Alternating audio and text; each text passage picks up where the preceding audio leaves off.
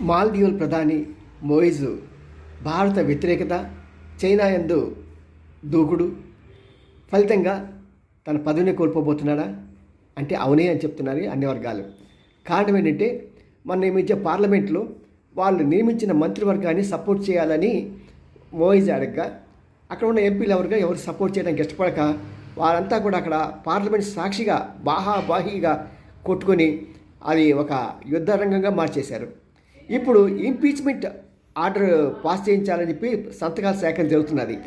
ఇది వీలైతే ఈ వారంలో కానీ నెక్స్ట్ వీక్లో కానీ పెట్టడం జరుగుతుంది. ఏదేమైనా సరే మార్చిలో వాళ్ళకి ఎలక్షన్స్ కూడా ఉన్నాయి.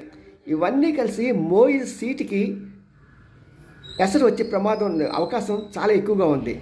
కాబట్టి భారత్ పెట్టుకుంటే ఎలా ఉంటుందో, భారత దెబ్బ ఎలా ఉంటుందో సంగతి మోయిజ్కి ఇప్పటికేం తెలిసి ఉంటుంది. అబ్బబ్బ దెబ్బరా, ఇది మోడీ దెబ్బరా అనుకోవాల్సిందే.